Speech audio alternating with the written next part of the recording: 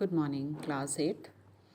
So, we have finished with the unit number 5, and in the previous lecture I told you that after that we will start with the grammar part because lot of topics in the grammar is also left. So today we are going to start with the second lesson in your grammar book, that is pronouns, at page number 10. So take out all of your books, take out. So now we'll start with the pronouns. As you already know, it's a very easy topic, so we will finish it in a day or a two. Right, pronoun is a word which is used in the place of noun. All of you know that. So Sita is a good girl and Sita always comes first. Sita is a good girl. She always comes first. Means every time we will not use the proper noun. So in spite of that, we replace that noun in the place of, we replace that noun with a pronoun. So there are so many kinds of pronouns. First one is the personal pronoun that refers to the people, things that are being talked about. Personal pronouns are the nouns which refer to the people, things that are being talked about, means subject. I am playing, we are playing. So these are personal. I, we, you, all these comes in the personal pronouns. Now comes the reflexive pronouns. Refers to the pronouns that reflect the action done by the subject upon itself. Reflexive means action done by the subject upon itself, upon himself or herself. That is called the reflexive pronoun.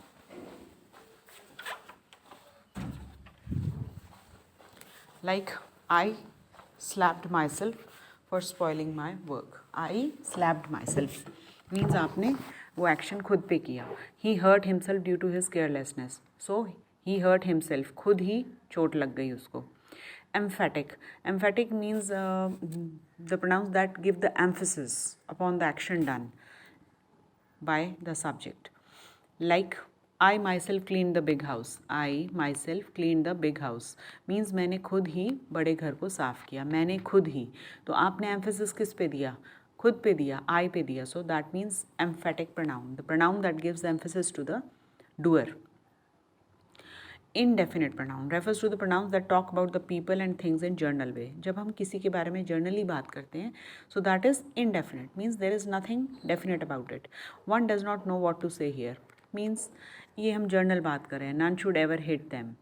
These are all the journal things. So one and none are here the indefinite pronouns. Distributive pronouns refer to the pronouns that talk about the people and things taken one as a whole. Distributive वो होते हैं जो as a whole तो use किए जाते हैं, but treat उनको एक जैसा ही किया जाता है. Like each of the children. Now each of the children, each means यहाँ पे बहुत सारे बच्चे होंगे. ऑफ द चिल्ड्रन आ गया ना, तो means there are so many children. Has received, तो ईच के साथ हमेशा सिंगुलर लगेगा. Has received a toy. Either of the directions leads to the same destination. Either of the directions means you have so many directions there, you have so many choices there, and either of the directions leads to the same destination. Means इनमें से एक जो direction है same destination पे, हर एक जो direction है it leads you to the same destination. Means यहाँ से आप किसी भी डायरेक्शन में चले जाइए, वो एक ही डेस्टिनेशन पे आपको पहुँचाएगी.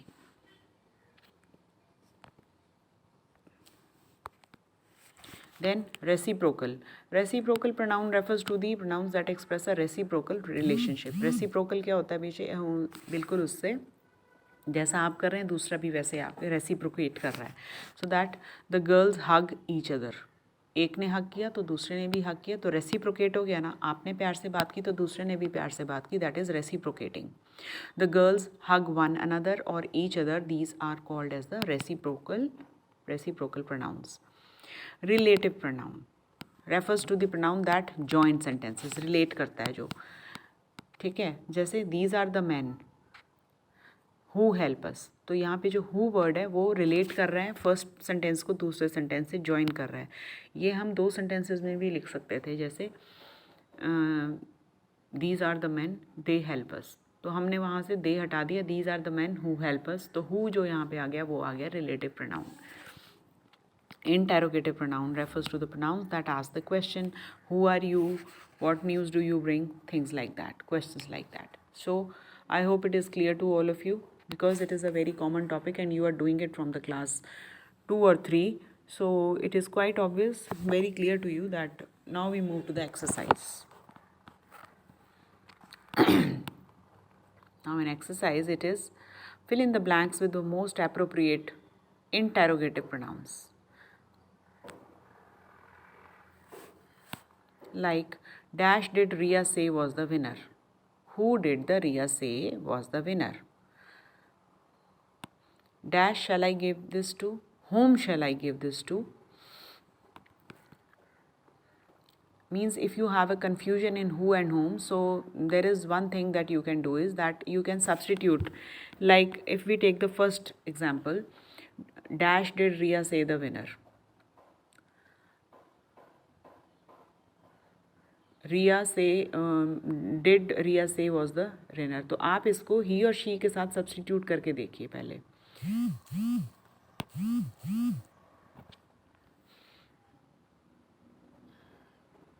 ही और शी अगर आपका सब्सटीट्यूट हो रहा है तो वहाँ पे हु लगेगा.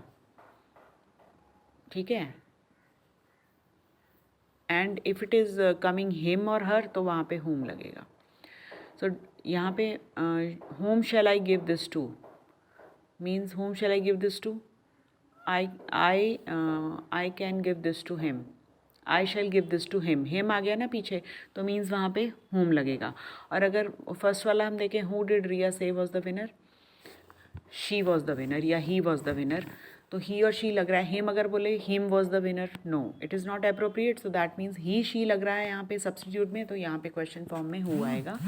And where it is substituted by him and her, then वहाँ पे होम आता है.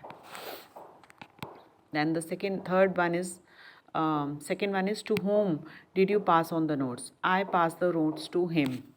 मैंने आंसर बोला, हिम आ रहा है ना पीछे, तो मीन्स यहाँ पे होम आएगा. Clear to all of you? Third, I have already explained you. Now come to the fourth. Dash did you meet? I met him. Where did you meet?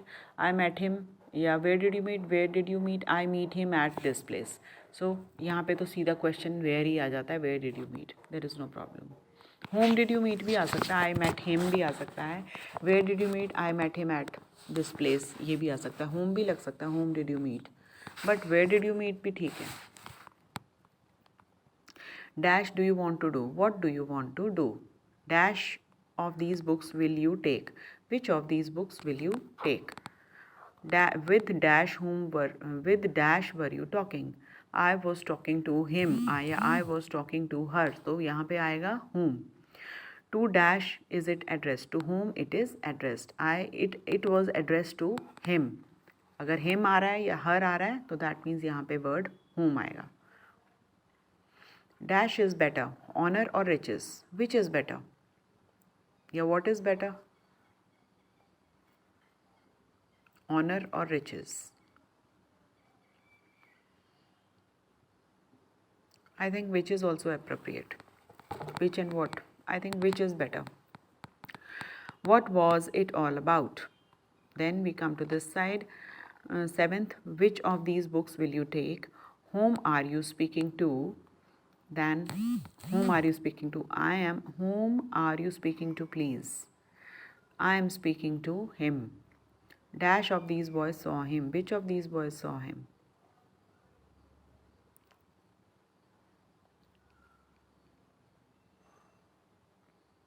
Whom of these boys saw him? No. Which of these boys? Which of the boys? So now we come to the cases in nouns and pronouns. बच्चे, there are cases in nouns and pronouns. And what are these cases? Case जो होता है, it shows the relation of a noun and pronoun to another word in a sentence. जो case होता है बच्चे, वो relation बताता है. It shows the relation of noun and pronoun to the another word in the sentence. इस sentence में दूसरे word से उसका क्या relation है, ये हमें cases और pronoun से पता चलता है. जैसे a noun or a pronoun can be of any following cases. So there are three types of cases: nominative case, objective case, and the third one is possessive case. So what is nominative case? Nominative case is a noun or a pronoun is used as a subject. जब sentence में noun या pronoun है वो as a subject use हुआ है तो it is said to be a nominative case. For example, Milton wrote Paradise Lost. Now you ask yourself, who wrote Paradise Lost? Milton road.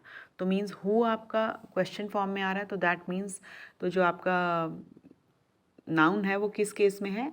If the question coming to your mind is starts from the who, that means it is in the subjective nominative case.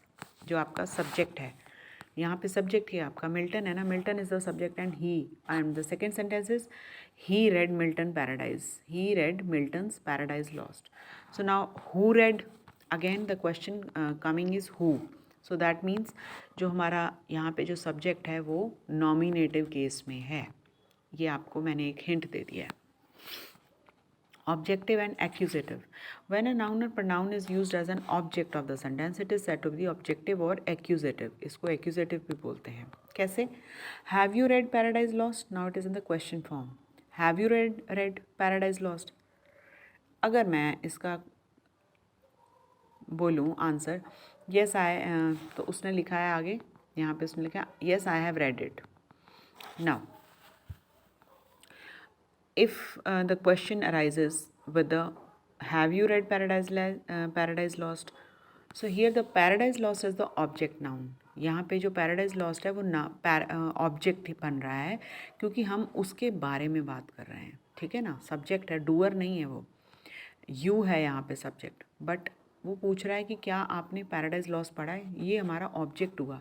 तो उसने answer दिया yes it is the object pronoun, so they are said to be in the objective or accusative. These are the objects taken by the verb have read in both the sentences.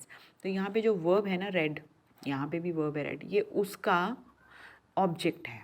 Have you read? क्या आपने Paradise Lost पढ़ा है? तो अगर mind में question आता है whom या what, so that means आपका जो नाउन है वो ऑब्जेक्ट, नाउन या प्रोनाउन है वो आपका ऑब्जेक्टिव केस में है।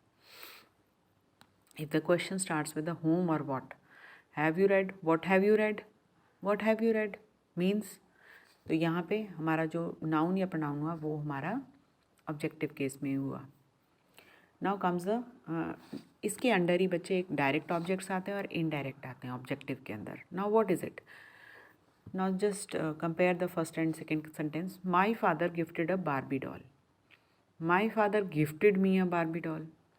फर्स्ट सेंटेंस में वर्ब क्या है? वर्ब्स दोनों सेंटेंसेस में जो वर्ब है वो गिफ्टेड है, और जो बार्बी डॉल है वो हमारा ऑब्जेक्ट बन रहा है, ठीक है ना। माई फादर सब्जेक्ट है। अब हमने यहाँ पे डायरेक्ट और इनडायरेक्ट ऑब्जेक्ट्स के बारे में बात कर रहे हैं। So my father gifted a Barbie doll, यहाँ पे बार्बी डॉल क्या है? डायरेक्ट ऑब्जेक्ट है। माई फादर गिफ्टेड मी, किसको गिफ्ट किया? मुझे गिफ्ट किया, तो जो मैं हूँ वो बन गई इनडायरेक्ट ऑब्जेक्ट, और डायरेक्ट ऑब्जेक्ट हो गए Barbie doll. So in each of these sentences the noun Barbie doll is the object of the verb gifted, ठीक है ना। गिफ्टेड का ऑब्जेक्ट क्या हुआ? Barbie doll. और इनडायरेक्ट क्या हुआ? किसको मिली थी वो बार्बी डॉल? मी, मीन्स मुझे मिली थी, तो वो मी हो गया indirect object. So in other words it is the direct object of the verb gifted in both the sentences. So in the second sentence me is called the indirect of the verb gifted. Now remember one thing, that indirect object is placed immediately after the verb. जो indirect होता है ना बच्चे object, वो हमेशा verb के बाद use होता है, ठीक है, यहाँ पे and before the direct object। तो वो verb और direct object के बीच में आएगा हमेशा। जैसे gifted me, verb गिफ्ट आ गया plus indirect object plus direct object. Is it clear? So I hope it is clear to all of you. Now we move to the another page. Possessive or genitive case. So what is the possessive and genitive case? When a noun or pronoun is used to show the ownership or possession, it is said to be the possessive or genitive case. बच्चे जब noun और pronoun से आपको पता चल रहा हो कि ये पता चल रहा है कि ये इसकी चीज़ है या ये इसका ओनर है, it shows the ownership or the possession of that thing or an object, it means that your noun or pronoun is in the possessive case. Like I read Milton's Paradise Lost. Whom means whose, आपने पूछा whose Paradise Lost. So if the question occurs whose, that means your noun or pronoun is in the possessive or a genitive case. Have you read His Paradise Regained? So his here is the